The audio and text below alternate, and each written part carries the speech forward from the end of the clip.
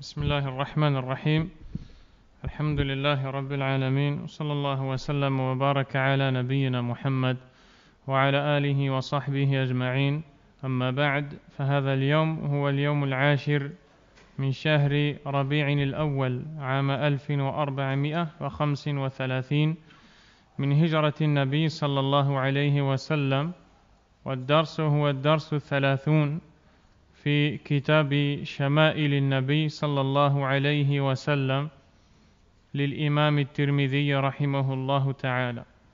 Nous sommes aujourd'hui le 11 janvier 2014 et ceci est le 30e cours du livre Shama'il al-Nabi, les qualités sublimes du prophète Mohammed sallallahu alayhi wa sallam. Mais avant d'entrer dans le cours, étant donné que nous sommes dans le calendrier lunaire le 10 du mois de Rabi' al-Awwal et dans 2 jours une innovation qui n'a cessé de se répandre va continuer à exister malheureusement, qui est celle de la commémoration ou bien la célébration de la naissance du prophète Mohammed sallallahu alayhi wa sallam. À cette occasion, il incombe aux musulmans de mettre en garde ses frères et ses sœurs, les croyants et les croyantes, contre cet acte blâmable, infondé, innové et grave, puisqu'il est considéré comme un manque de respect à l'égard du prophète Mohammed sallallahu alayhi wa sallam. Vous savez tous qu'Allah subhanahu wa ta'ala nous a envoyé son prophète alayhi salatu wa salam pour le suivre. Il en a fait pour nous un modèle, un exemple. Allah Azza wa Jal nous dit dans le Coran: لَقَدْ كَانَ لَكُمْ فِي رَسُولِ اللَّهِ أُسْوَةٌ حَسَنَةٌ لِمَنْ كَانَ يَرْجُو اللَّهَ وَالْيَوْمَ الْآخِرَ وَذَكَرَ اللَّهَ كَثِيرًا. Qui veut dire, vous avez certes en la personne du messager d'Allah un modèle à suivre pour celui qui espère en Allah et au jour dernier et qui évoque Allah abondamment. L'imam Ibn Kathir rahimahullah a dit dans l'explication et le commentaire de ce verset: في هذه الآية وجوب التأسي بالنبي صلى الله عليه وسلم. Il y a dans ce verset l'obligation de suivre et d'imiter le prophète sallallahu alayhi wa sallam. Le prophète Mohammed alayhi salatu wa sallam ne cessait à chaque occasion qui se présentait de s'adresser à ses compagnons de commencer ses paroles par وَإِيَّاكُمْ وَمُحْدَثَاتِ الْأُمُورِ أَوْ شَرَّ الْأُمُورِ مُحْدَثَاتُهَا. Les pires des choses sont les choses inventées. وَكُلَّ مُحْدَثَةٍ بِدْعَةٍ. Et toute chose inventée est une innovation. وَكُلَّ بِدْعَةٍ ضَلَالَةٍ. Et toute innovation est un égarement. ومن أكبر البدع في هذه الأيام الاحتفال بمولد النبي صلى الله عليه وسلم بلا شك. Et sans aucun doute, parmi les plus grandes innovations répandues pendant ces jours que nous vivons et ceux que nous allons vivre, c'est-à-dire dans 2 jours, la naissance du prophète Mohammed sallallahu alayhi wa sallam, qui est célébrée par des gens qui sont soit innovateurs perdus et égarés, ou d'autres qui sont ignorants, suiveurs, dupés. Donc le prophète sallallahu alayhi wa sallam nous a envoyés pour le suivre. Et quand sa naissance est célébrée, celui qui est le plus à même de connaître le prophète alayhi salatu wa sallam, c'est bien lui. C'est bien lui. Et lui-même sallallahu alayhi wa sallam n'a jamais fêté son anniversaire. Et Allah en a fait un prophète à l'âge de 40 ans. Il est mort à l'âge de 63 ans. Pendant ces 23 ans de prophétie, il n'a jamais célébré sa naissance sallallahu alayhi wa sallam.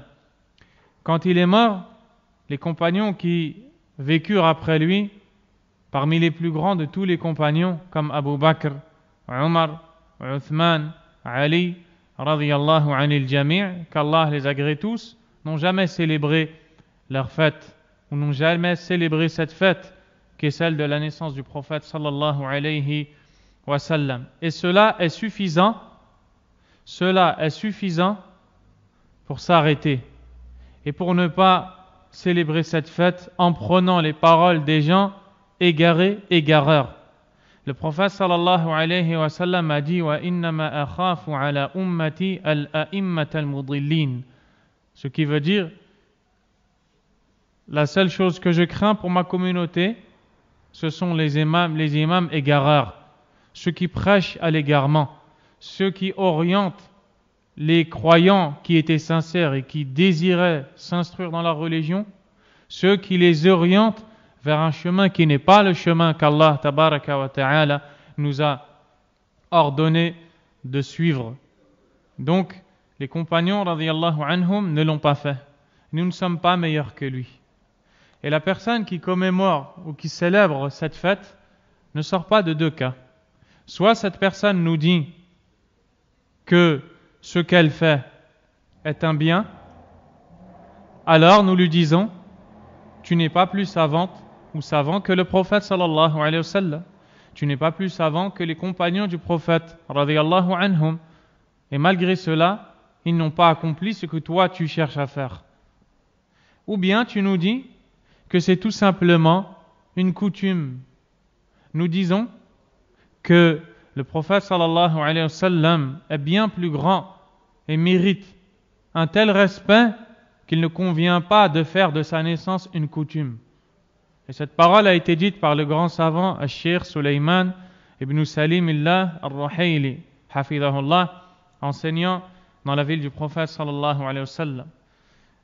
Ceci dit, nous nous sommes arrêtés dans le cours passé et nous avons terminé le cours passé la lecture du chapitre concernant le jeûne du prophète Mohammed sallallahu alayhi wa sallam. Aujourd'hui, nous allons entrer dans le chapitre concernant la récitation du Coran du prophète sallallahu alayhi wa sallam. قال الترمذي رحمه الله باب ما جاء في قراءة رسول الله صلى الله عليه وسلم. Chapitre concernant la récitation du messager d'Allah sallallahu alayhi wa sallam. كيف كان يقرأ عليه الصلاة والسلام وكيف كانت صفة قراءته عليه الصلاة والسلام. Comment est-ce qu'il lisait le Coran? Comment était décrite sa récitation, sa psalmodie du Coran? Et vous savez tous que le prophète sallallahu alayhi wa sallam était parmi les croyants celui qui connaissait mieux le Coran, celui qui en comprenait l'essence, puisque c'est vers lui qu'il a été révélé, celui qui le mettait en pratique dans sa totalité, celui qui savait le réciter de la meilleure façon, alayhi as-salatu was-salam, à un point où même certains parmi les compagnons sont entrés en islam après avoir entendu le prophète sallallahu alayhi wa sallam réciter, comme cela fut le cas pour Jubayr ibn Mut'im radiyallahu anhu, qui lorsqu'il était mécréant s'est présenté au prophète sallallahu alayhi wa sallam, comme le relate l'imam Muslim, pour discuter et négocier avec lui au sujet des captifs de la bataille de Badr, des prisonniers de la bataille de Badr. Quand il est arrivé devant le prophète sallallahu alayhi wa sallam, il a trouvé debout à réciter dans la prière du Maghrib le Coran, à réciter Surat At-Tur, le mont, qui est le mont sur lequel Allah Azza wa Jalla s'est adressé à Moussa alayhi salam. Dans cette récitation du Coran, Allah tabaraka wa ta'ala nous dit ce qui veut dire, est-ce qu'ils se sont créés eux-mêmes ou bien ont-ils été créés? Et quand cet homme a entendu ce verset, il dit que la foi est entrée dans son cœur et son cœur s'est apaisé par la foi. Ce qui est voulu ici, c'est la récitation, la façon de réciter le Coran du prophète Mohammed sallallahu alayhi wa sallam. Le premier hadith qui est cité a été jugé faible par l'imam al-Albani rahimahullah, mais le sens n'est pas faux. Dans celui-ci, il est dit que le prophète sallallahu alayhi wa sallam avait une récitation du Coran telle que on avait l'impression qu'en même temps qu'il récitait, il expliquait l'essence du Coran. Alayhi salatu wassalam. Il prenait son temps. il méditait les versets, sallallahu alayhi wa sallam, à un point où celui qui l'écoutait avait l'impression que, en même temps que le Coran lui est récité, il lui est expliqué. Et cela se fait quand celui qui récite le Coran et passe par exemple par des versets qui parlent du paradis, il prend un certain ton sans exagération, ou bien quand il passe par les versets de l'enfer, il répète certains versets, il prend son temps et il médite. Quant à cette innovation qui est répandue dans beaucoup de pays musulmans, dans la récitation du Coran, c'est celle où on a malheureusement recopié les notes musicales dans la récitation du Coran. Et dans de nombreux pays musulmans, notamment des pays arabes, on voit ces gens passer à la télé et réciter le Coran selon telle note, plus aiguë, selon telle note, ou bien plus grave, selon telle note. Toutes ces choses sont infondées, elles sont innovées. Et même si ces personnes savent réciter le Coran, ils sont dans le péché pour cette innovation qu'ils ont commise. Peu importe qui sont ces personnes. Le prophète sallallahu alayhi wa sallam nous a été envoyé pour suivre sa sunna. Et en aucun cas le croyant, combien même il aura une bonne intention, n'a le droit de s'écarter de sa sunna et d'inventer des choses nouvelles. Donc le hadith est jugé faible, mais le sens est valable. Le hadith, عن قتادة رحمه الله قال قلت لأنس بن مالك رضي الله عنه كيف كانت قراءة رسول الله صلى الله عليه وسلم قال مد. Qatada, qui est un tabi'i, qui a vécu avec les compagnons et qui n'a pas vu le prophète sallallahu alayhi wa sallam puisqu'il était mort, a interrogé Anas ibn Malik, le servant du prophète sallallahu alayhi wa sallam. Il l'a interrogé au sujet de la récitation du messager d'Allah alayhi salatu wa salam. Anas ibn Malik a dit qala madda, c'est-à-dire avec prolongement. Ce qu'on appelle al-madd en arabe, c'est le prolongement. C'est-à-dire que le prophète sallallahu alayhi wa sallam récitait chaque verset et il le prolongeait. Alayhi salatu wa salam. Alhamdulillahi rabbil alamin. Ar-Rahmanir Rahim. Il prolongeait sallallahu alayhi wa sallam. Et ici, Anas ibn Malik, radiyallahu anhu, nous a cité une des façons de réciter du prophète sallallahu alayhi wa sallam. Car il en avait d'autres, alayhi salatu wa sallam, comme nous allons le voir, incha'Allah. Mais celle qui nous a été donnée ici, c'est celle où on apprend qu'il prolongeait les versets, sallallahu alayhi wa sallam, tout cela dans le but d'embellir le Coran avec sa voix. Et dans un hadith, le prophète sallallahu alayhi wa sallam nous dit embellissez le Coran avec vos voix et embellissez vos voix avec le Coran. Et il nous dit laysa minna man lam yataghanna bil Coran ay yujawwid al Coran. Ne fait pas partie de nous celui qui ne psalmodie pas le Coran. Et quand nous disons psalmodier, nous ne parlons pas de chanter, mais nous parlons de réciter le Coran selon les règles connues, dites tajwid en arabe, les règles connues de récitation qui ont été enseignées au prophète lui-même sallallahu alayhi wa sallam par Jibril, puis qui ont été transmises à travers les siècles à la communauté du prophète sallallahu alayhi wa sallam. Ainsi, le croyant ne doit pas réciter le Coran comme bon lui semble. Et nous entendons, et vous entendez, des personnes qui récitent le Coran comme si qu'elles chantaient, en pensant qu'il suffit de faire une belle voix, comme si qu'on chantait, pour que cela soit bon. Pour réciter le Coran, il faut apprendre les règles de lecture. Il ne faut pas avoir ce qu'on appelle at-takalluf, c'est-à-dire de s'imposer une difficulté, d'en faire trop, de dépasser les limites. عن أم سلمة رضي الله عنها قالت كان النبي صلى الله عليه وسلم يقطع قراءته يقول الحمد لله رب العالمين ثم يقف ثم يقول الرحمن الرحيم ثم يقف وكان يقرأ مالك يوم الدين. Salama radiyallahu anha nous rapporte que le prophète sallallahu alayhi wa sallam fractionnait sa récitation du Coran. يقطع قراءته أي يقرأ آية ثم يقطع ثم يقرأ آية ثم يقطع صلى الله عليه وسلم. C'est-à-dire qu'il récitait le Coran verset par verset. Il ne liait pas les versets. Il laissait chaque verset, entre chaque verset, un laps de temps. Sallallahu alayhi wa sallam. Tout cela dans le but de méditer le Coran. كل هذا للتأمل أو لتدبر هذه الآيات المباركة. Afin de méditer ces nobles versets, ces versets bénis. خاصة في سورة الفاتحة, particulièrement pendant la récitation de Al-Fatiha. Car le prophète sallallahu alayhi wa sallam a rapporté dans un hadith qudsi, une parole divine, qu'Allah tabaraka wa ta'ala a dit qasamtu as-salat bayni wa bayna abdi nisfayn, c'est-à-dire j'ai divisé la prière entre moi et mon serviteur en deux parties.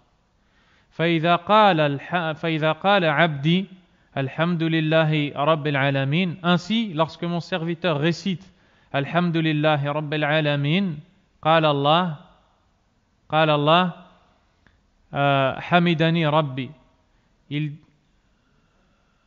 حمدني عبدي بارك الله فيك. Lorsque le serviteur dit Alhamdulillahi Rabbil Alamin, Allah dit mon serviteur a proclamé ma louange. وإذا قال العبد الرحمن الرحيم قال الله أثنى علي عبدي. Et lorsque mon serviteur dit Ar-Rahman Ar-Rahim, Allah dit mon serviteur a fait mes éloges. وإذا قال العبد مالك يوم الدين قال الله مجدني عبدي. Et Allah dit, lorsque mon serviteur dit Malik Yawmiddin, Allah dit mon serviteur a montré ma grandeur. Ila akhir al-hadith, jusqu'à la fin du hadith. فنستفيد من هذا أهمية القطع بين آيات الفاتحة خاصة.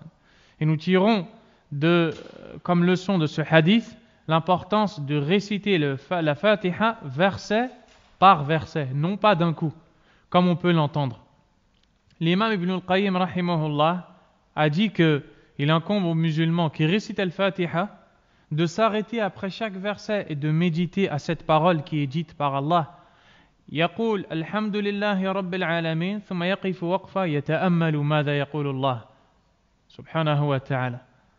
Donc il récite un verset puis il s'arrête pour méditer ce qu'Allah dit subhanahu wa ta'ala. وإذا قال الحمد لله رب العالمين الرحمن الرحيم مالك يوم الدين لا يمكن له ذلك. Et s'il récite les versets collés, sans séparation entre les versets, il ne pourra pas arriver à ce but qui est celui de méditer les paroles d'Allah tabaraka wa ta'ala. Voilà pourquoi le prophète sallallahu alayhi wa sallam récitait le Coran verset par verset. Et ce que vous entendez dans beaucoup de mosquées, dans beaucoup d'endroits où le Coran est récité, n'est pas la guidée du prophète sallallahu alayhi wa sallam. Ce n'est pas interdit, mais il y a un manque dans la récompense puisque le prophète sallallahu alayhi wa sallam ne récitait pas les versets d'un coup. Alayhi salatu wassalam. عن عبد الله بن أبي قيس قال سألت عائشة رضي الله عنها عن قراءة النبي صلى الله عليه وسلم أكان يسر بالقراءة أم يجهر؟ قالت كل ذلك قد كان يفعل، قد كان ربما أسر وربما جهر، فقلت الحمد لله الذي جعل في الأمر ساعة. Aïcha radiyallahu anha a été interrogée par Abdullah ibn Abi Qais rahimahullah, qui lui demanda comment était la récitation du prophète sallallahu alayhi wa sallam. Est-ce qu'elle était en silence ou à voix haute sallallahu alayhi wa sallam? Aïcha radiyallahu anha lui dit, il faisait tout cela. Certaines fois, il récitait en silence et d'autres fois, il récitait à voix haute. Alors, cet homme reprend et dit qu'Allah soit loué, celui qui a permis en cela une telle latitude, c'est-à-dire celui qui a fait de cette chose une chose vaste, celui qui nous a agrandi, qui nous a ouvert la porte et qui nous a facilité. Si on veut, on récite à voix haute, si on veut, on récite à voix basse. L'imam At-Tirmidhi rahimahullah ذكر هذا الحديث في كتابه أو في جامعه مع زيادة سألت عائشة رضي الله عنها عن قراءة النبي صلى الله عليه وسلم بالليل. L'imam At-Tirmidhi rahimahullah a cité ce hadith dans son recueil connu de hadith, dans lequel il a ajouté une version authentique. Dans celle-ci, on apprend que cette question concerne la prière du prophète sallallahu alayhi wa sallam pendant la nuit, c'est-à-dire la prière de nuit, alayhi salatu wa sallam. Est-ce que quand il priait, il faisait cela à voix haute ou bien en silence? Et Aïcha radiyallahu anha, qui a vécu avec lui, a pu voir de lui ces deux choses.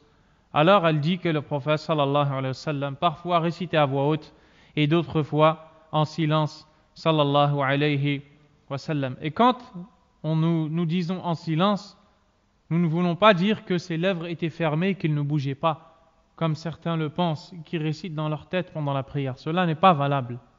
Ce dont nous parlons, c'est que la personne bouge ses lèvres et sa langue et récite le Coran, mais en silence, à voix basse. Et alors, cet homme a loué Allah subhanahu wa ta'ala pour la facilité qu'Allah nous a donnée. Donc il convient aux croyants qui prient, qui désirent prier la nuit, de diversifier sa manière de réciter. Parfois il le fait à voix haute et d'autres fois en silence. Ainsi est la guidée du prophète sallallahu alayhi wa sallam. عن أم هانئ قالت كنت أسمع قراءة النبي صلى الله عليه وسلم بالليل وأنا على عريشي. العريش هو الفراش. Donc Hani radiyallahu anha nous dit: j'entendais la récitation du messager d'Allah sallallahu alayhi wa sallam la nuit alors que je me trouvais dans mon lit, qui a été appelé en arabe al-arish. Il a été appelé al-arish car il est élevé, et on peut appeler ce qui est élevé al-arish tout comme on appelle le trône al-arsh لأنه مرتفع. كذلك الفراش المرتفع يقال عنه العريش. Donc, nous apprenons de ce hadith que au niveau de la récitation, c'est-à-dire de l'élévation de sa voix, Hani, et certains savants disent que cela a eu lieu avant l'émigration vers Mecca, vers la Mecque, entendait la récitation du prophète sallallahu alayhi wa sallam alors qu'elle était allongée. Donc, il récitait alayhi salatu wa sallam de sorte à ce que les gens qui étaient proches de lui puissent l'entendre, mais pas trop afin de ne pas perturber les gens. Donc, il était de juste milieu dans la récitation, tout comme il était de juste milieu dans tout ce qu'il faisait sallallahu alayhi wa sallam. L'imam al-Albani rahimahullah a dit: وكان ذلك في مكة قبل الهجرة وذلك في صلاة النبي صلى الله عليه وسلم في الليل عند الكعبة. Cela a eu lieu à la Mecque avant l'émigration vers Médine, pendant la prière de nuit accomplie par le prophète sallallahu alayhi wa sallam à proximité de la Kaaba. Le hadith suivant: عن معاوية بن قرة قال سمعت عبد الله بن مغفل يقول: رأيت النبي صلى الله عليه وسلم على ناقته يوم الفتح وهو فتح مكة وهو يقرأ: إنا فتحنا لك فتحا مبينا ليغفر لك الله ما تقدم من ذنبك وما تأخر. قال فقرأ ورجع. قال وقال معاوية بن قرة: لولا أن يجتمع الناس علي لأخذت لكم في ذلك الصوت أو قال اللحن. Le hadith suivant est rapporté par Muawiyah ibn Qurra, rahimahullah, qui a interrogé le compagnon Abdullah ibn Mughaffal, radiyallahu anhu, ou pardon, qui dit qu'il a entendu Abdullah ibn Mughaffal, radiyallahu anhu, dire qu'il a vu le prophète sallallahu alayhi wa sallam sur sa monture, sur sa chamelle, le jour de la conquête de la Mecque, en train de réciter les premiers versets de Surat Al-Fath, la conquête ou la victoire, dans lesquels Allah tabaraka wa ta'ala dit « Inna fatahna laka fathan mubina » Nous t'avons accordé une victoire éclatante. « Liyaghfira laka Allahu ma taqaddama min dhanbika wa ma ta'akhkhar » Ceci afin qu'Allah te pardonne tes péchés commis dans le passé et ceux à venir. Le prophète sallallahu alayhi wa sallam a vécu à la Mecque pendant combien de temps? Pendant 13 ans. Il a vécu pendant 13 ans à la Mecque, de 40 ans à 53 ans. Ensuite, il a quitté Mecca pour rejoindre Al-Madina, où il a vécu combien de temps? 10 ans. Après ces 10 années, Allah subhanahu wa ta'ala, ou à la fin de ces 10 années, Allah lui a accordé la victoire ou la conquête de la Mecque. Il est revenu à la Mecque pour la reconquérir et pour la reprendre des mains des associateurs injustes et ingrats envers Allah Azza wa Jal. Lorsqu'il est arrivé à la Mecque, Allah Ta'ala lui a donné cette victoire. Allah lui a révélé cette sourate en chemin et qui a été révélée entière. Et dans celle-ci, Allah Azza wa Jal annonce au prophète sallallahu alayhi wa sallam qu'une victoire éclatante va lui être accordée. Et il faisait référence à la victoire le jour de la reconquête de la Mecque, qui redeviendra alors une terre d'islam musulmane. Quand le prophète sallallahu alayhi wa sallam récitait ces versets, sa récitation nous a été décrite par Abdullah ibn Mughaffal radiyallahu anhu, qui nous dit il récitait donc et accentuait la psalmodie. فقرأ ورجع. Certains disent رجع أي ردد الآيات. إنا فتحنا لك فتحا مبينا إنا فتحنا لك فتحا مبينا. Certains disent que il accentuait, ils disent, c'est-à-dire qu'il répétait les versets. D'autres disent, il accentuait, c'est-à-dire que il embellissait sa voix, sallallahu alayhi wa sallam. Wa qala akharun ay yujammil yuhassinu sawtah. Il embellissait sa voix, shukran lillah ala ni'mati fathi Makkah, afin d'être reconnaissant envers Allah pour ce bienfait qui est celui de la conquête de la Mecque. Et alors, Muawiyah ibn Qurra, rahimahullah, lorsqu'il nous rapporte cette information, nous dit, si ce n'était, plutôt de dire, n'eût été le fait que les gens se réuniraient alors autour de moi, je vous aurais fait entendre cette voix, ou dit-il, cette harmonie. Donc ici, quand il nous donne cette description de la récitation du prophète, sallallahu alayhi wa sallam, il nous dit que la seule chose qui l'empêchait de le faire, car il était capable de le faire, car lui-même avait une belle voix, c'était la peur que les gens viennent s'attrouper et se regrouper autour de lui. C'est la peur de la niyya. Les pieux prédécesseurs avaient peur de ne pas être sincères, avaient peur de rechercher par leurs actes l'agrément d'autre qu'Allah, ou de rechercher à plaire à autre qu'Allah. Et ils n'aimaient pas que les gens se réunissent autour d'eux. Ils n'aimaient pas être suivis par les gens. Ils n'aimaient pas la célébrité. Ils n'aimaient pas tout cela. Toutes ces choses qui sont aimées par beaucoup de musulmans ignorants, malheureusement, de nos jours. La seule chose qui l'a poussé à ne pas réciter comme l'a fait le prophète, sallallahu alayhi wa sallam, c'est la peur que les gens ne se regroupent autour de lui, et alors son intention sera peut-être autre. Donc voilà pour cette information donnée par ce tabi'i rahimahullahu ta'ala. Et le dernier hadith de ce chapitre, عن عبد الله ابن عباس رضي الله عنهما قال كانت قراءة النبي صلى الله عليه وسلم ربما يسمعه من في الحجرة وهو في البيت.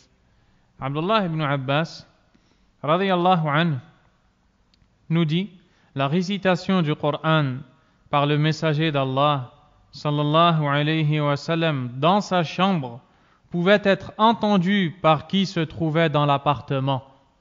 Donc le prophète sallallahu alayhi wa sallam, des fois quand il récitait, les gens qui étaient dans le même appartement que lui l'entendaient. Alayhi salatu wassalam. Donc il récitait parfois à voix basse, des fois il élevait la voix de sorte à ce que les gens de sa maison l'entendent, non pas les gens de l'extérieur.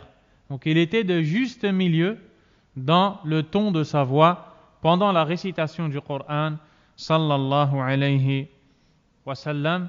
Et ceci est le dernier chapitre, le dernier hadith du chapitre concernant la récitation du prophète sallallahu alayhi wa sallam. باب قال المؤلف رحمه الله باب ما جاء في بكاء رسول الله صلى الله عليه وسلم كيف كان بكاؤه متى كان يبكي بأي مناسبة كان يبكي صلى الله عليه وسلم وإلى أي درجة بلغ بكاؤه عليه الصلاة والسلام كل هذا في هذا الباب. Chapitre concernant les pleurs du prophète sallallahu alayhi wa sallam. Les pleurs du prophète, c'est-à-dire sa façon de pleurer. Comment est-ce qu'il pleurait? Pourquoi est-ce qu'il pleurait? Quand est-ce qu'il pleurait? Quelles étaient les causes de ses pleurs? Et quand il pleurait, est-ce qu'il pleurait à dépasser les limites? Ou bien est-ce qu'il pleurait pas assez? C'est ce pourquoi l'imam Tirmidhi rahimahullah a cité ce chapitre. Et avant d'entrer dans celui-ci et d'en lire les hadiths, nous allons lire une parole de l'imam Ibn al-Qayyim rahimahullah dans son livre Zad al-Ma'ad, les provisions du retour. Dans ce livre, il nous parle des pleurs du prophète sallallahu alayhi wa sallam qu'il va nous décrire. Et vous allez voir que tout comme il était de juste milieu dans ce qu'il disait et faisait, il était de juste milieu dans ses pleurs, sallallahu alayhi wa sallam. Et l'imam Ibn al-Qayyim rahimahullah dit أما بكاؤه صلى الله عليه وسلم فكان من جنس ضحكه أي مثل الضحك أي لا يتجاوز الحد ولا يقصر. قال من في جنس ضحكه لم يكن بشهيق ولم يكن بشهيق ورفع صوت كما أنه لم يكن ضحكه بالقهقهة ولكن كانت تدمع عيناه حتى تهمل ويسمع لصدره أزيز وكان بكاؤه تارة رحمة بالميت وتارة خوفا على أمته وشفقة عليها وتارة من خشية الله وتارة عند سماع القرآن وهو بكاء اشتياق ومحبة وإجلال مصاحب للخوف والخشية. ولما مات ابنه إبراهيم دمعت عيناه وبكى وقال تدمع العين ويحزن القلب ولا نقول إلا ما يرضي ربنا وإنا بك يا إبراهيم لمحزونون وبكى لما شاهد إحدى بناته ونفسها تفيض أي تموت وبكى لما قرأ عليه ابن مسعود رضي الله عنه سورة النساء وبكى لما مات عثمان ابن مذعون رضي الله عنه وبكى لما وبكى لما كسفت الشمس أو كسفت الشمس وصلى صلاة الكسوف وجعل يبكي في صلاته وجعل ينفخ ويقول ربي ألم تعدني ألا تعذبني وأنا فيهم وهم يستغفرون ونحن نستغفرك وبكى لما جلس على قبر إحدى بناته وكان يبكي أحيانا في صلاة الليل. Ibn al-Qayyim rahimahullah dans ce passage de ce livre, nous cite les différents moments où a pleuré le prophète sallallahu alayhi wa sallam. Mais avant, il nous dit, quant aux pleurs du messager d'Allah, sallallahu alayhi wa sallam, elles ressemblaient à ses rires. Dans quoi elles ressemblaient à ses rires? Dans le juste milieu. Nous avons vu dans les chapitres passés un chapitre concernant le rire du prophète sallallahu alayhi wa sallam. Et nous avons vu dans ce chapitre qu'il n'abusait pas dans ses rires. Et il ne se privait pas non plus de rire. Il était de juste milieu. Quant à ses pleurs, elles sont semblables à ses rires dans cette mesure. Elles étaient de juste milieu. Ainsi, ses pleurs n'étaient pas des sanglots. Alayhi salatu wassalam. Il n'élevait pas la voix pour en abuser. Et tout comme ses rires n'étaient pas des éclats de rire. Quand il riait, il n'éclatait pas de rire. Et quand il pleurait, on n'entendait pas des sanglots. Les sanglots, ce sont les cris qui sont poussés pendant les pleurs. Il dit وَلَكِنْ كَانَتْ تَدْمَعُ عَيْنَاهُ ثُمَّ حَتَّى تَهْمِلُ وَيُسْمَعُ لِصَدْرِهِ عَزِيزٌ. Mais il pleurait, ses larmes coulaient, elles coulaient doucement, et on entendait dans sa poitrine le bruit qui ressemble au son que l'on entend dans la marmite en ébullition. Un certain bruit qui montrait qu'il était affecté par la récitation du Coran et qu'il était touché par la crainte d'Allah subhanahu wa ta'ala. Parfois, il pleurait par pitié envers le mort. D'autres fois, il pleurait par peur et par pitié envers sa communauté, pour les soucis, les maux que rencontrait sa communauté. D'autres fois, il pleurait par crainte d'Allah. Encore, il pleurait à l'écoute du Coran. Et ces pleurs étaient des pleurs accompagnés d'amour, de vénération. Et elles étaient également accompagnées de la crainte d'Allah subhanahu wa ta'ala. Lorsque son fils Ibrahim décéda, ses larmes ont coulé, il s'est mis à pleurer. Et il a dit, les larmes coulent, le cœur est triste, mais nous ne disons que ce qui satisfait notre Seigneur. Et certes, ô Ibrahim, nous sommes tristes de se séparer de toi. Il a également pleuré lorsqu'il a assisté à l'agonie d'une de ses filles. Il a également pleuré lorsque Abdullah ibn Mas'ud radiyallahu anhu lui a récité Surat An-Nisa et qu'il est arrivé au verset où Allah Azza wa Jal fait référence au jour du jugement dernier quand les communautés arriveront et le prophète sallallahu alayhi wa sallam sera alors témoin sur sa communauté. Il témoignera pour ceux qui ont obéi et ceux qui ont désobéi. Il a également pleuré quand le noble compagnon Uthman ibn Mad'un radiyallahu anhu décéda, tout comme il a pleuré le jour où le soleil s'est éclipsé, c'est-à-dire l'éclipse du soleil. Il a pleuré pendant l'accomplissement de la prière de l'éclipse, pendant l'éclipse du soleil, à un point où il se mettait à souffler dans sa prière. Et il disait, oh mon Seigneur, tu m'as promis, ne m'as-tu pas promis de ne pas me châtier alors que je suis avec eux? Ne m'as-tu pas promis de ne pas me châtier alors qu'ils implorent ton pardon? Et nous sommes là à implorer ton pardon. Il se mettait alors à pleurer, sallallahu alayhi wa sallam. Il pleurait aussi quand il était devant la tombe d'une de ses filles. Et il pleurait aussi parfois quand il récitait la nuit le Coran, sallallahu alayhi wa sallam. Et tout ce qui a été cité par l'imam Ibn al-Qayyim rahimahullah va être cité dans les hadiths que nous allons lire dans ce chapitre. Bi'idhnillahi ta'ala. Mais avant d'entrer dans la lecture de ces chapitres, il convient de corriger une erreur dans laquelle tombent beaucoup de gens dans le sujet des pleurs, notamment des pleurs pendant la prière et plus particulièrement ces pleurs blâmables que nous entendons pendant la prière de nuit pendant Ramadan, Tarawih. Certaines personnes, pendant les prières de Tarawih, se forcent à pleurer. Elles se forcent à pleurer. On entend certaines d'entre elles des sanglots. On les entend suffoquer. On les entend élever la voix.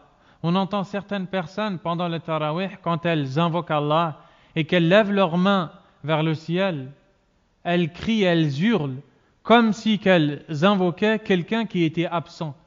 Et un jour, le prophète sallallahu alayhi wa sallam a entendu ses compagnons élever leur voix. Ils élevaient leur voix et invoquaient Allah, tabaraka wa ta'ala. Le prophète sallallahu alayhi wa sallam leur a dit, doucement, vous n'invoquez pas un sourd, ni quelqu'un qui est absent, mais vous invoquez quelqu'un qui est audient, quelqu'un qui est omniscient et quelqu'un qui est proche. Innakum tad'una sami'an basiran qariba. Vous invoquez quelqu'un qui vous entend, qui vous voit et qui est proche de vous. فهذه أو هذا الرفع للأصوات في الدعاء وفي قراءة القرآن ليس من سنة النبي صلى الله عليه وسلم. Tous ces cris que l'on entend sont blâmables et n'ont rien à voir avec la façon de faire du prophète sallallahu alayhi wa sallam. Et malheureusement, nous voyons après des personnes qui, après l'accomplissement de ces prières, sortent de la mosquée et vantent l'imam en disant « Qu'est-ce que cet imam est bon ? Combien il a élevé sa voix ? Vois-tu comment il a pleuré, comment il a hurlé ?» alors qu'il n'a fait que contredire la sunna, alors qu'il n'a fait que de s'éloigner de la sunna du prophète sallallahu alayhi wa sallam. Et j'ai même entendu dans une mosquée, pendant l'accomplissement de la prière du tarawih, dans un pays musulman, l'imam hurlait à un point où on avait l'impression qu'il appelait quelqu'un à des kilomètres. Est-ce qu'Allah subhanahu wa ta'ala ne t'entend pas? Est-ce qu'Allah tabaraka wa ta'ala, qui connaît le contenu des poitrines, qui connaît ce que cachent les cœurs des gens, ne t'entend pas? Pourquoi est-ce que l'on crie? Quand la personne crie comme ça, c'est comme si qu'elle pense que Allah n'est pas proche, alors il faut crier pour qu'il entende.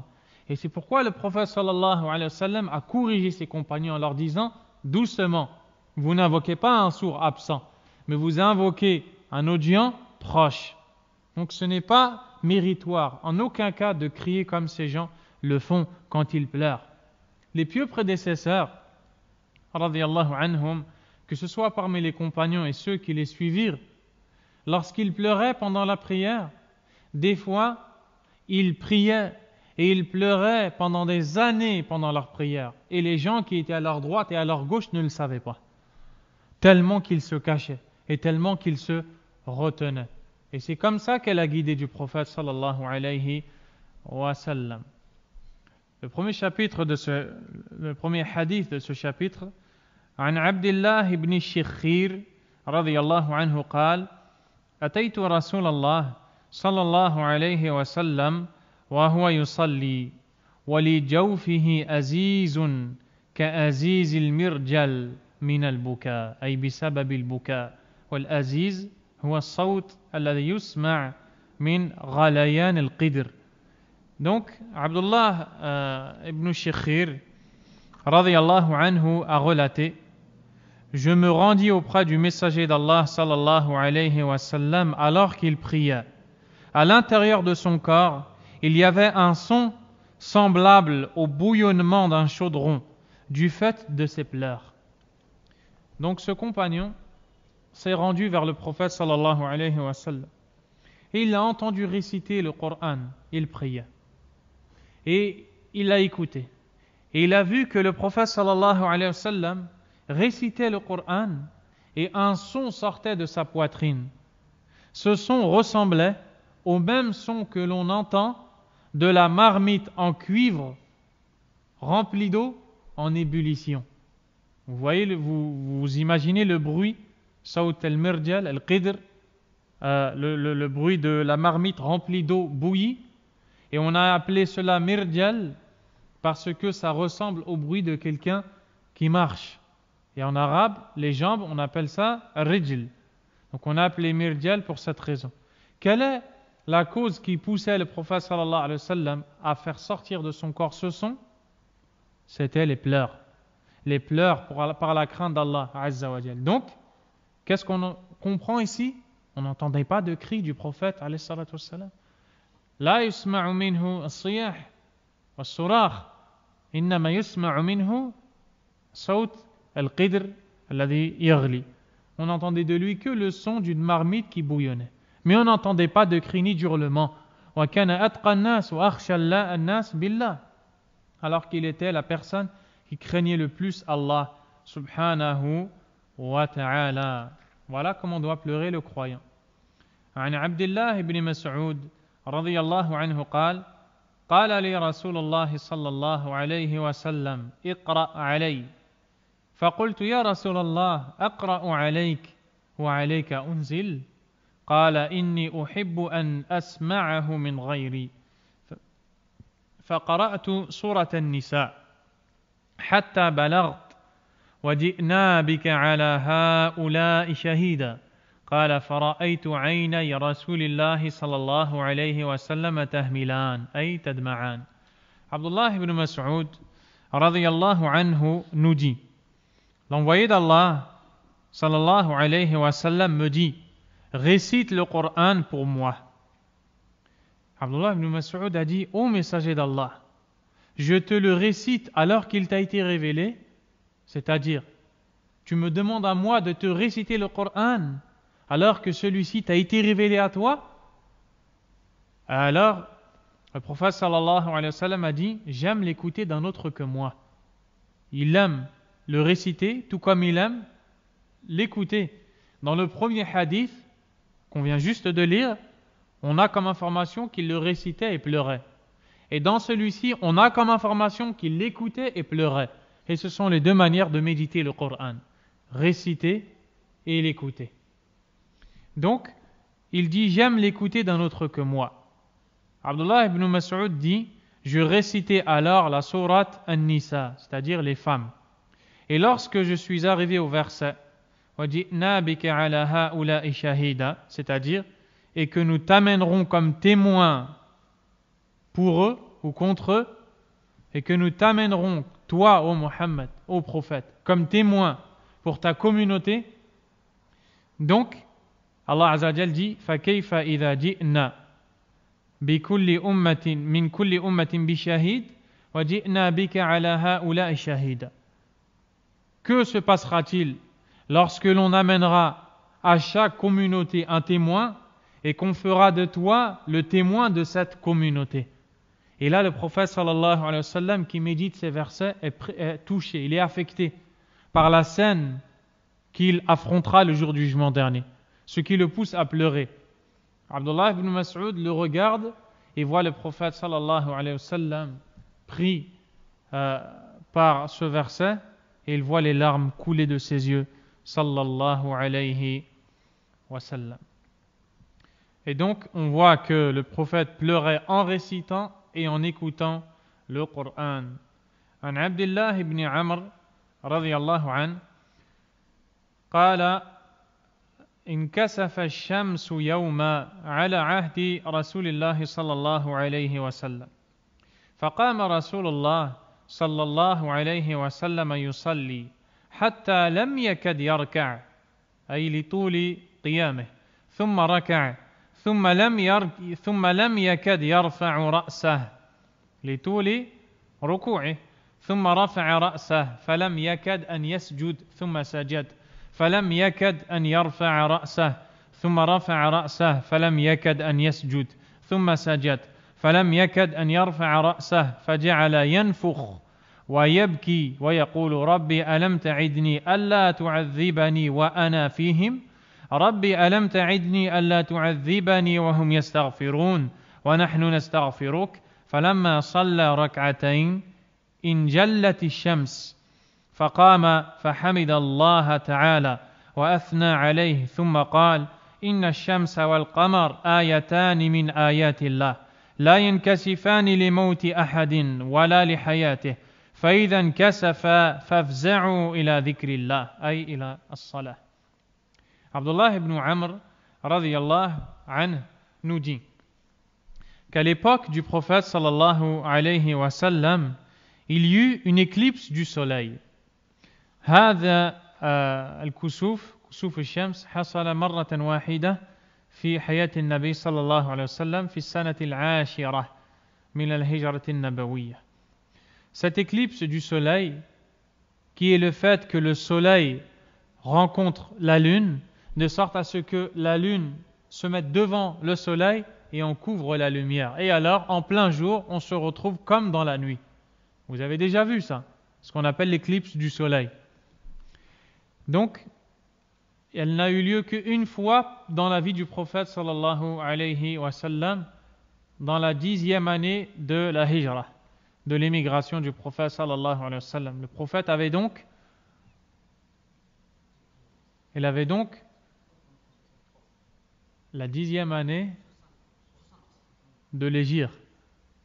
Et quand il a émigré, il avait 53, donc 63 ans. Sallallahu alayhi wa sallam. Taïb. C'est-à-dire l'année de sa mort. Sallallahu alayhi wa sallam. Il y a eu donc l'éclipse du soleil. Et alors, le prophète sallallahu alayhi wa sallam commença alors à prier. Il s'est tenu debout et il a prié. Mina sunnah salat al-kusuf, kusuf al-shams, wa al-khusuf ay khusuf al-qamar.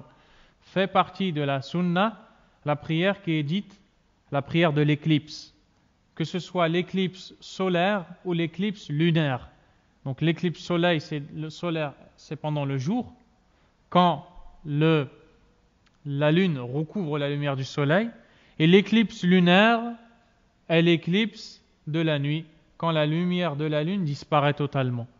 Il y a une sunna qui est celle de pratiquer cette prière de l'éclipse, qui est accomplie en 2 unités de prière, mais qui a une description particulière, puisqu'elle est composée de 2 rak'ah, wa fi kulli rak'ah qira'atan, ruku'an. Et dans chaque rak'ah, il y a 2 fois la lecture du Coran, c'est-à-dire que l'imam se tient debout et commence à réciter. Une fois qu'il a fini Al-Fatiha et la sourate qu'il a voulu réciter, il prononce le takbir, s'incline. Ensuite, il se relève de l'inclinaison. D'habitude, ou habituellement, il se prosterne. Sauf que là, dans cette prière, il ne se prosterne pas, il recommence à réciter Al-Fatiha et une sourate. Ensuite, il s'incline et après, il se prosterne. Il fera la même chose dans la 2e raka, c'est-à-dire qu'il y aura 4 récitations, 2 récitations par raka, c'est-à-dire qu'il y aura 4 ruku', il y aura 4 inclinaisons, et non pas 4 raka, 4 unités de prière. Le prophète sallallahu alayhi wa sallam s'est donc tenu debout et resta dans la position debout pour la récitation du Coran, au point qu'il semblait presque qu'il n'allait pas s'incliner. Donc on voit qu'il fait partie de la sunnah al-tul fi al-qira'a fi hadhihi as-salah, qu'il fait partie de la sunnah de réciter longuement pendant cette prière. Il fait même partie de la sunnah de réciter pendant la durée de l'éclipse. Ça, c'est ce que le prophète a fait, sallallahu alayhi wa sallam. Puis il s'inclina. Il demeura un temps dans cette position et paraissait ne pas lever sa tête. Tellement qu'il restait longtemps en inclinaison, on avait l'impression qu'il n'allait pas se lever. Il se releva ensuite et il semblait presque qu'il n'allait pas se prosterner. Pareil pour le sujoud, la prosternation. Ensuite, il se prosterna. Sa prosternation dura un moment, si bien qu'il paraissait ne pas relever sa tête. Puis il la releva et resta ainsi, au point qu'il semblait ne pas se prosterner. Il se prosterna ensuite et paraissait ainsi presque ne pas vouloir se relever. Dans cette prosternation, il se mit à souffler et à pleurer et disait : Seigneur, ne m'as-tu point promis de ne point les tourmenter, c'est-à-dire de les châtier, alors que je suis parmi eux ? Seigneur, ne m'as-tu point promis de ne point les tourmenter alors qu'ils demandent pardon ? Or, nous te demandons pardon. Lorsqu'il finit de prier les 2 inclinations, le prophète, le soleil apparut entièrement. Donc qu'est-ce qu'on voit ici ? Qu'il fait partie de la sunna de commencer la prière dès qu'on voit l'éclipse et de s'arrêter dès que l'éclipse se termine. Ce qui veut dire que la prière va être longue, car une éclipse dure longtemps. Il se mit alors debout, loua Allah et le glorifia, puis dit : Le soleil et la lune sont deux signes parmi les signes d'Allah. Il ne s'éclipse pour la mort ni pour la vie de personne. S'il s'éclipse, consacrez-vous au rappel d'Allah, c'est-à-dire la prière de l'éclipse. Donc, on voit dans ce hadith que la prière de l'éclipse était longue. Mais si vous méditez bien ce hadith, vous allez voir qu'ici, il ne nous a pas cité la description qui est connue dans la sunna, dans laquelle il y a 4 rak'ah. Ici, il nous en a 4 ruku', 4 inclinaisons. Ici, il nous a cité que 2 ruku', donc 2 récitations. C'est pourquoi certains savants ont dit de cette version du hadith qu'elle est isolée. Elle contredit les autres versions nombreuses dans lesquelles on nous enseigne que le prophète sallallahu alayhi wa sallam priait en récitant 4 fois et en s'inclinant 4 fois sallallahu alayhi wa sallam. Et pendant cette prière, le prophète sallallahu alayhi wa sallam laissait de l'air sortir de lui par crainte d'Allah et par dévotion à Allah azza wa jal. Et il pleurait, puis il disait: oh Allah, tu m'as promis de ne pas me châtier, tu m'as promis. Donc il faisait des réclamations, des invocations à Allah, en référence au verset où Allah azza wa jal a dit: وَمَا كَانَ اللَّهُ مُعَذِّبَهُمْ وَأَنْتَ فِيهِمْ وَمَا كَانَ اللَّهُ مُعَذِّبَهُمْ وَهُمْ يَسْتَغْفِرُونَ. Et Allah ne va pas les châtier tant que tu es avec eux, et Allah ne va pas les châtier tant qu'ils implorent le pardon d'Allah. Et Abdullah ibn Abbas radiyallahu anhuma a dit: quant à la première, elle est disparue après la mort du prophète sallallahu alayhi wa sallam. Quant à la deuxième, elle est toujours présente. Nous avons toujours l'occasion de demander le pardon d'Allah. Et plus on demande le pardon d'Allah tabaraka wa ta'ala, plus Allah éloigne de nous sa colère et son châtiment. Et parmi les signes de la fin des temps, le fait qu'Allah va faire trembler des terres et châtier des peuples, ces peuples qui commettront des péchés sans demander le pardon d'Allah subhanahu wa ta'ala. Lorsqu'il a fini l'accomplissement de cette prière, le soleil s'est éclairci et l'éclipse a disparu. Alors il a loué Allah subhanahu wa ta'ala et vanté Allah ta'ala. Puis il a dit que le soleil et la lune sont des signes parmi les signes d'Allah, qui ne s'éclipsent ni pour la mort de quelqu'un, ni pour la naissance de quelqu'un. Et quand ils s'éclipsent, accourez au rappel d'Allah azza wa jal. Pourquoi est-ce que le prophète sallallahu alayhi wa sallam priait pendant l'éclipse? Car lui, contrairement à nous, craignait Allah azza wa jal. Et quand il voyait un des signes d'Allah subhanahu wa ta'ala, il avait peur d'Allah. Il avait peur que ce signe soit un châtiment de la part d'Allah tabaraka wa ta'ala. C'est pourquoi il accourait invoquer Allah. Et il est dit dans sa sunna que parfois quand il voyait même les nuages arriver, les gens étaient peut-être satisfaits de la pluie qui allait tomber. Quant à lui, on voyait la peur prendre place sur son visage, apparaître sur son visage. Il sortait de sa maison et faisait des va-et-vient, sallallahu alayhi wa sallam. Et les gens lui disaient: mais pourquoi ya Rasulallah?